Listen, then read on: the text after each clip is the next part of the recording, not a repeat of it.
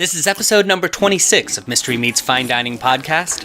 Welcome to Providence, Rhode Island. This is Mystery Meets Fine Dining podcast, helping foodies discover new restaurants and new friends. Here's your host, the founder of Mystery Meat, Seth Ressler. Hello, and welcome to Mystery Meets Fine Dining podcast. I'm your host. My name is Seth Ressler, and this is the podcast for foodies who love travel and travelers who love food. Here's how we do it. Every week, we go to a different city, and we talk to somebody who knows a lot about the culinary scene in that city, and we basically find out what you as a foodie need to know if you're going to that town for the very first time. And this week, we're going to fine dining in one of my favorite cities in all of America. I lived here for many years, Providence, Rhode Island, which is a fantastic culinary city. We've got Michelle Meek from the Road Less Traveled blog. Michelle, how are you? I'm doing great. How are you? Good. Thank you so much for joining us. I'm excited that you could come on board. Yeah, me too. So we're going to talk to you a little bit about your blog. We're going to talk to you about the culinary scene in Providence. We're going to get a great restaurant recommendation from you. And then we're going to play a game called Out of the Frying Pan. And I want people to know that we're going to mention a lot of places in this podcast. Don't feel like you got to take notes. We will put links to all of them up on the website. So if you go to mysterymeat.org, you can find this podcast and just find links to everything we talk about. We'll make it easy for you. All right. All right, Michelle, let's talk about the Road Less Traveled. Okay. So, and we should point out that road is spelled R-H-O-D-E. Right, as in Rhode Island. Right. I started it in 2009, basically to keep track of things that I really felt passionate about as I was exploring the state as a new resident of Providence. And I started basically writing only about things that I really felt were worth checking out. So it has to do with food and local farms and children's activities and sports and shopping, and basically covers all of Rhode Island. So I have posts in each area of the state. And you came to Rhode Island actually just as I left. Okay. So we never actually crossed paths. But my sense is that the culinary scene was, it's always been known for Italian, but it was coming up as I was leaving, and that in the last 3 years, it's just exploded and become a fantastic place. My husband and I were trying to decide where we were going to live. And when Rhode Island or Providence came up as one of the options, I talked to everyone I knew who had lived here. And one of my friends who was here while she was single didn't have very great things to say about the city, but she did feel that I would eat very well. That's what she said. I think it's a great place to raise a family. There's a lot of really family-friendly activities and restaurants and lifestyle, basically. But I think it's I don't know what it's like to be a single person here because I wasn't living here at that time. So I do. How was it? The single scene was a little tough there. Okay. See, there you go. Right. But it is a great city in a lot of ways. And I think it's come up in a lot of ways. And I think one of the reasons that it's come up is because they've put things in the last 15 years. They uncovered the river. So Providence used to be the world's record holder for having the world's widest bridge, which basically means that they just paved over the river downtown. And they uncovered that. Now they do something called water fire down there, which is really cool. Well, we've had a lot of corruption in our city and our state in the past, and some of that has paid off in certain respects. I think Buddy Cianci can take credit for transforming the city, no doubt. And hopefully now we have less corrupt leaders to take it to the next stage. But so the city has really transformed in the last few decades. And Buddy Cianci deserves a lot of credit. I mean, the guy, was sent to prison right while he was mayor for corruption. And yet everybody would reelect him mayor if they could. Absolutely. Because he did great things. I mean, he put this big mall downtown. He did great things for the city. So before we get further into Providence, I know you've got a trivia question for me. Yes. So my trivia question is, what type of restaurant did Providence invent? A type of restaurant that started in Providence. First of all, when are we talking about? Are we talking 10 years ago? Are we talking 200 years ago? 1872. 1870. Okay. So it's probably not the drive-through. Right, exactly. 1872. And are we talking a type of cuisine or? It sort of is a type of cuisine, but not necessarily. I mean, there are many types of cuisine served at this type of restaurant, but it's a very distinctive type of restaurant. All right, I got to think about this. I really don't know, so I got to think about this. And let me I'll see if give I you can one other clue, which is that we also have a museum that is dedicated to this type of restaurant in Providence. You do have a fantastic culinary museum there, the Johnson and Wales University Culinary Museum. Have you been to that? I have not, but it's on my list of things to do. I really would like to check it out. I haven't either, and I hear it's absolutely fantastic. All right, so Providence, Rhode Island, talk to me about some of the foods that Providence is known for. Providence is known for clam cakes, which is one of my favorite things. We have coffee milk. What is coffee milk? Tell me a little bit about that. Coffee milk to me is genius because I actually don't really like straight coffee, but I love coffee ice cream. So coffee milk is basically, instead of chocolate milk, coffee milk. So it's basically coffee syrup and milk, which is just delicious and has nice caffeinated beverage, sweet beverage, but you can feel like an adult drinking it. Not Nice. Cool. What else have you got there in Rhode Island? One of the things that I think is great about Providence is that we have restaurants that really embody a lot of different ways to eat. We have great South Indian and Venezuelan food. Right now we have a food truck, the Plouf Plouf truck, which is run by a former Michelin-starred chef. Really? It's great. You can get out of this food truck basically duck confit, chocolate mousse, steak frite, everything that you would get at a very high-end French restaurant without the service. And the prices are not typical food truck prices, of course. Right. You're not going to leave there having spent $3. They're food limo prices, really. Yeah, exactly. But it's well worth it. And, when you do want to have a fancy, and you want to go with your kids and do it on the run, it's a very good option. And it's quite popular. And they're usually on Thayer Street, and they also go down city, I think, sometimes. Now, you mentioned a word I want to talk about, which is down city. Mm-hmm, right. So down city is basically what local people here call downtown Providence. It's just one area of the city. I mean, Providence is a pretty big area. So down city is the sort of central downtown Providence. And my sense that the reason they use this word, I think when you get into these cities that are not, the huge cities, sometimes they have a little bit of a complex about their larger neighbors. And I think Boston has it about New York. And I think Providence has it a little bit about Boston. And so I think the reason they chose to use the word down city instead of downtown is it was their way of saying, no, we're a big city. Mm-hmm. And to just sort of emphasize that fact. That's a fascinating take on it. That you could be right. So let me ask you about a couple of other Rhode Island foods, starting with a cabinet. What's that? So a cabinet is basically like a coffee milkshake. It's coffee ice cream, coffee, syrup and milk, and it's just mixed in a blender and delicious goodness, of course. One of my favorite places to get that is actually a place in Warren, Rhode Island. It's a pharmacy that they brew their own coffee to make the syrup, and it's really delicious. It's Delecta Pharmacy. And I can put jimmies on my cabinet, right? Yeah, I suppose you could, although jimmies are chocolate sprinkles, and usually you put those on an ice cream cone of sorts. So, you jimmies or no jimmies is your choice. And then the other thing that I know is huge there is Dell's Lemonade, right? Right. So you'll see Dell's Lemonade on all the beaches in the summer, and even in the city sometimes you'll see a little stand set up for Dell's Lemonade, and you could buy a vat of the mix to take home with you if you were visiting. It's basically a slushy lemonade drink. Talk to me a little bit about some of the dining districts in the city of Providence. Well, I think one of the most up-and-coming areas is the West Side. I don't know how big the West Side was when you were here, because I feel like a lot of that has been all very recently. Nick's on Broadway is one of my favorite restaurants in Providence.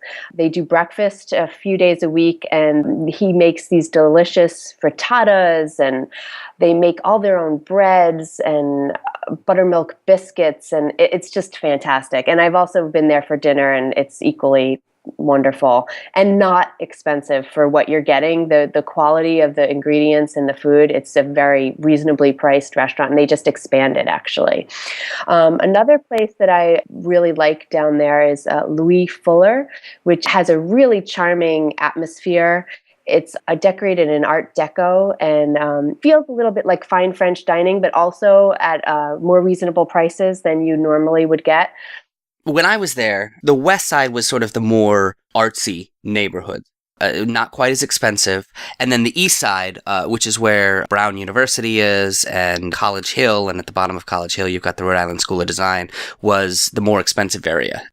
For restaurants, it's sort of funny because on the east side, we have several different areas that have a couple of restaurants in them.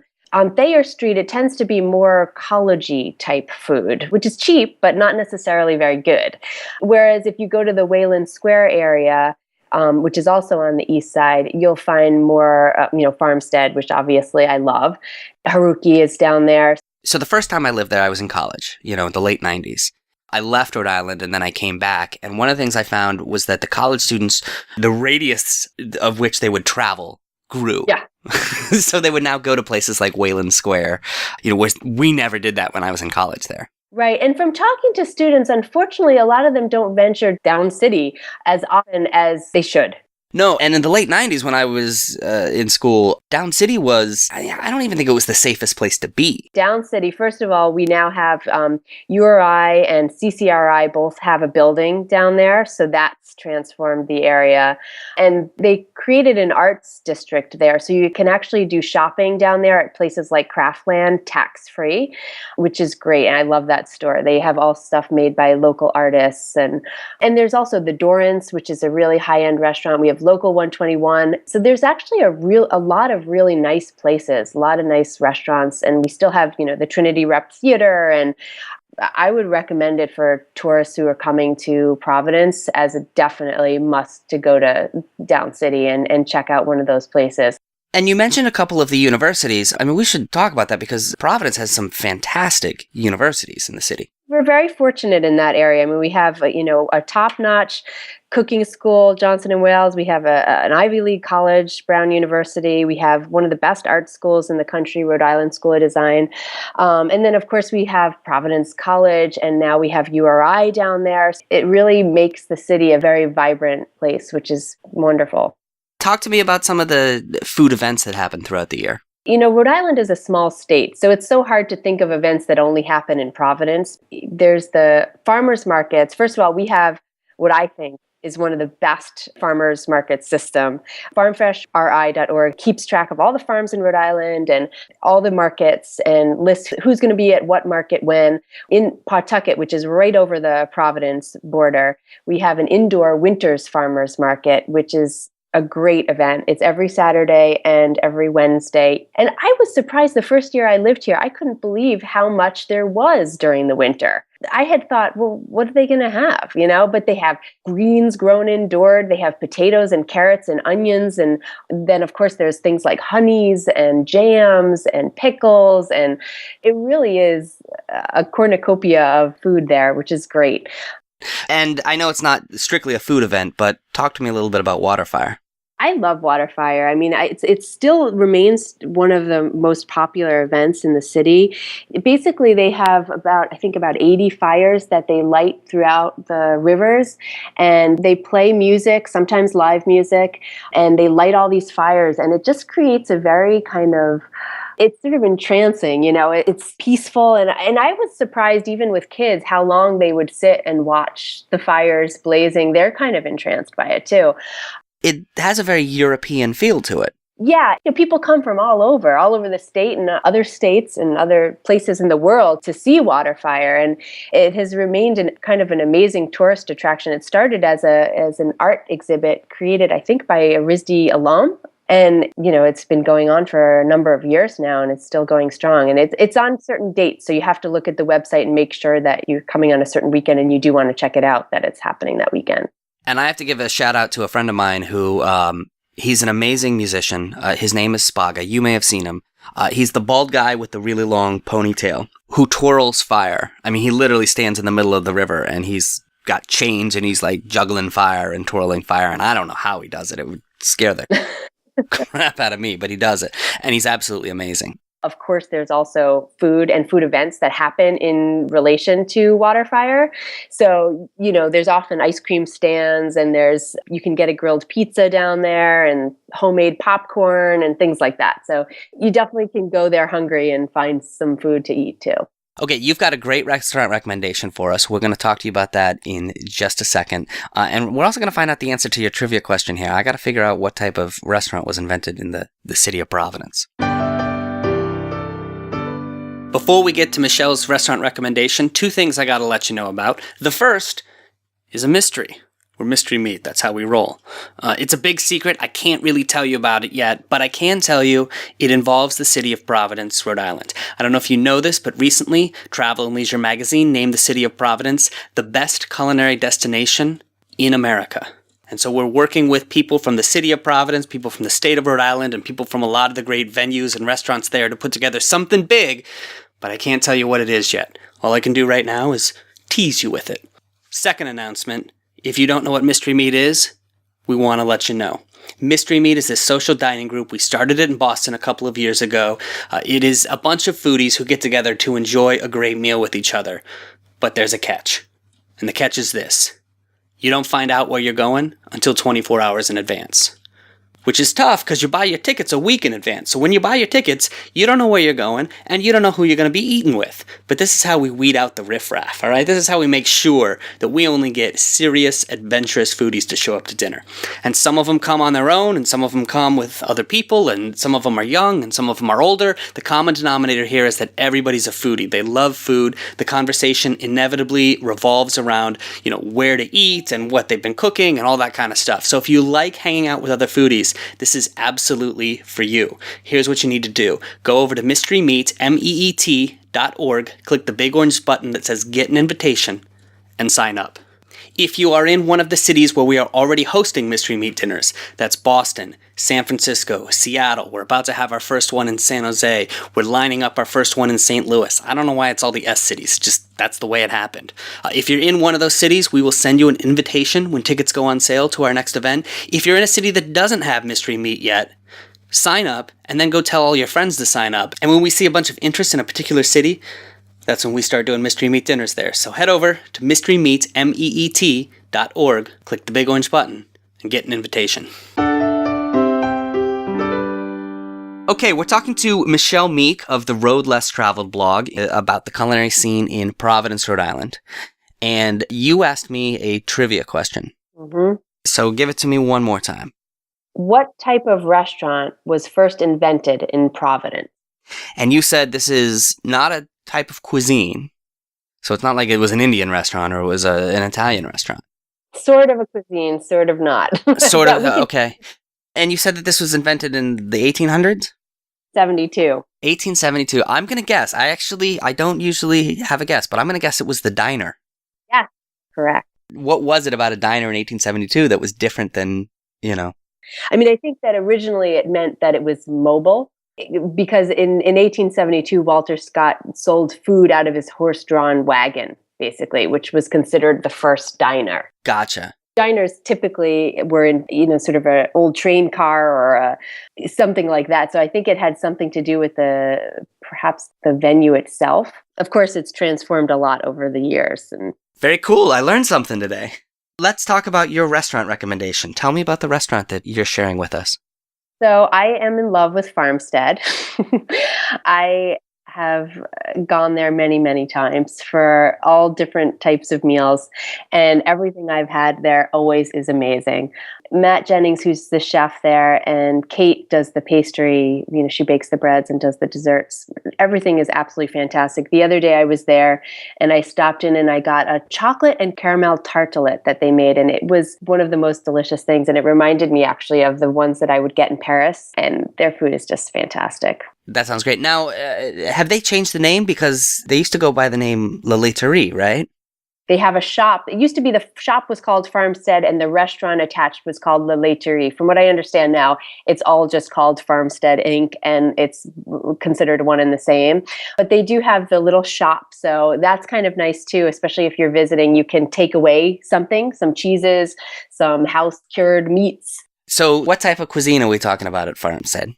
So I guess you would consider it New American or continental. It has a lot of French influence, no doubt, but also a lot of American influence. I mean, you'll see things like mac and cheese on the menu or hamburger. And of course, these are like no mac and cheese or hamburgers that you've ever had before. Right. Well, very cool. So I walk in. Tell me about the decor. Tell me about the vibe. What is the space like? So it feels a lot more like a New York restaurant in many ways than a Providence restaurant. It's pretty compact. The store takes up about half the size. You can even eat at the little counter that's in front of the cheese shop, or you can eat in the restaurant. It's very low key and relaxed. It's for the quality of food that you're getting. It's just not fancy. You don't need to, you can wear jeans, you don't need to get dressed up to go there, which is one of the things I also really like because we tend to be more casual. So, I sit down, I'm looking over the menu. Talk to me about appetizers. What do you recommend? I love their soups in general. I mean, there was a corn soup that they made at one time that we were like licking the bowls before we left. But the one thing that stays on their menu, which is a little bit of an appetizer, are the rustic breads, Kate's Rustic Biscuits, which are warm, cheesy chive with herb butter, is how they describe it. Ooh. And they're just these delicious little biscuits. And they also have a collection of homemade breads with honey butter. And I don't know how they make that honey butter, but whenever we go there, we always need to get more honey butter. They have really delicious salads. Recently, when I was there, they had a salad that was made with a variety of grilled squashes, and he left the skin on, and I was so surprised at how tender and delicious they were. So, just things that you wouldn't necessarily think of or see. So that sounds fantastic. So talk to me about main dishes then. What have you liked?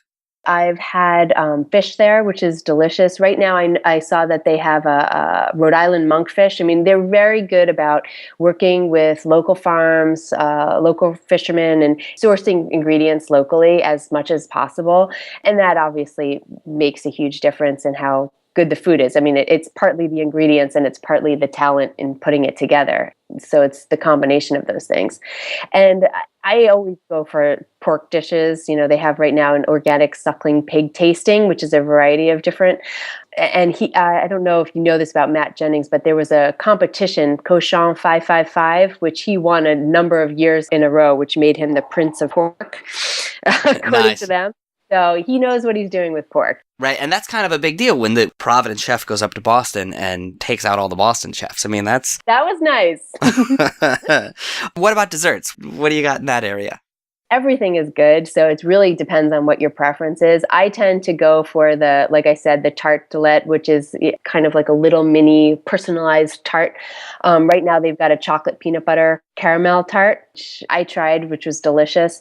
I love the fruit crumbles that they make. So right now they have an apple cranberry tart with a crumb topping and brown butter ice cream. So, it all depends on what you go for. So. The chef, Matt Jennings, has actually won quite a few accolades, right? Yeah, absolutely. I mean, I'd say he's an internationally, nationally, recognized chef at this point, and we're very fortunate to have him in Providence, no doubt about it. Yeah, James Beard finalist for Best Chef Northeast a couple of times, and yeah, just absolutely fantastic. So, how much money are we going to spend here? I would say probably, $50 per person. Again, you could go there and you could go for lunch and spend a lot less, or you could really do it up with, every course and drinks and probably spend a little bit more. But I'd say that's a reasonable amount if you really want to go and enjoy and have a little bit of everything. All right, very cool. Farmstead, thank you for the fantastic recommendation. Now comes from the hard part. Are you ready to play a game? I'll try.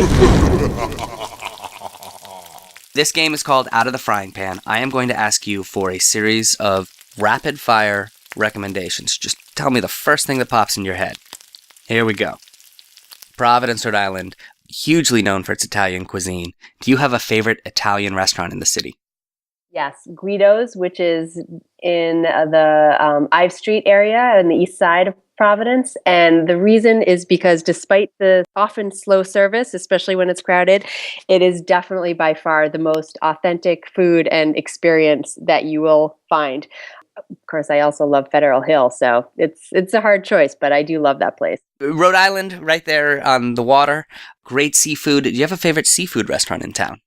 See, all the seafood restaurants that I can think of are not in town, but one of my favorite places is Flo's Clam Shack, which is down in Newport, and there's another one in Portsmouth. And, they just have these delicious clam cakes and my favorite lobster roll by far, because they don't put anything on the lobster roll. They give you the mayonnaise on the side and you can put it on if you want, which I don't. So that's my favorite. A lot of colleges, obviously, in the city of Providence. And so Parents' Weekend, it gets very crowded. What is the best restaurant to take your parents to? I think that the go-to place is Al Forno, and it's all the service, all the food. No one leaves there, without being impressed. So it's definitely the type of place that you want to take your family to on that weekend. In fact, last time we tried to go there on Parents' Weekend, we could not get a reservation, and that's probably why. Right. So. And if you do go there, the margarita pizza is fantastic there. Absolutely. They invented the grilled pizza, from what I have heard. I don't know if that's true, but... Obviously, there's this great river that runs through the center of Providence. What is the restaurant with the best view? One of my favorite restaurants, which is right near the river, is New Rivers, which is down city, right by the river. And you can kind of walk around before or after dinner and enjoy the view. And the food there is also really amazing. Let's say I'm hosting a big private party. We'll call it, just for the sake of argument, the gathering of the 5 families. What's the best place for a private party? I kind of feel like one of the places on Federal Hill might be a good bet for something like that. I wonder, one of the places that I do like on Federal Hill very much is Sienna, which is a pretty good-sized restaurant. They also have another branch of it in East Greenwich. There's plenty of space. I bet you could book a big table or... Talk to me a little bit about Federal Hill. Tell me a little bit about that neighborhood. In some senses, I think that the Italian neighborhood in Providence is better than the Italian neighborhood in Manhattan at this point, which is really, the Manhattan Italian section has really shrunk a lot and is very, very touristy. And in Providence, there's still a lot of really authentic places there. There's so many great restaurants that people just love there. There's also places like Venda Ravioli, which is one of my favorite places. And you can go there, you can have a lunch, but you can also take things to go and find all sorts of delicious Italian products. They make a lot of stuff there and have prepared foods. And it's just a fun place to go. And right around the corner from there is Pastiche, which has the most delicious cakes and desserts. Nice. All right. And we learned today that Providence, Rhode Island is where the diner was invented. Do you have a favorite diner? I want to say Nick's on Broadway, but it's not really a diner. But that's that's kind of my favorite diner food, kind of for brunch anyway, for breakfast or brunch. Okay, Michelle Meek, your restaurant recommendation is the restaurant formerly known as La Laiterie. It is now called Farmstead, and you can find it online at farmsteadinc.com, or you can go to it at 186 Wayland Avenue in Wayland Square in Providence. What about you? If people want to find you online or find you on social media, how can they do that? They can either go to my website, which is theroadlesstravel.com, which road is RHODE, or they can go to my website, michellemeek.com, Michelle with 1 L, and my email address is readily accessible on both of those. Well, thank you so much for joining us today. This was great. Thanks for having me. I appreciate it. This has been Mystery Meat's Fine Dining Podcast. Couple of show notes. First of all, like I said, if you want a Mystery Meat dinner in your town, or if you want to come to one of the Mystery Meat dinners that we're already hosting, go to mysterymeat, meet.org, click the big orange button that says Get an Invitation, and sign up. You can also, while you're there, find links to a lot of the things that Michelle and I talked about in today's show, and you can follow us on Facebook, or you can follow us on Twitter. Please head over to iTunes and subscribe to the podcast, and while you're there, leave a review. And finally, if you are a food blogger, or really you just know a lot about the culinary scene in your city, you want to come on the show and tell us all about it, click the Contact Us link while you're over at mysterymeat.org and send us an email, and we'd be happy to have you on. Thanks so much for listening. This has been Mystery Meat's Fine Dining Podcast. You can find links to the websites mentioned in this episode at mysterymeat.org/podcast. Thank you for listening.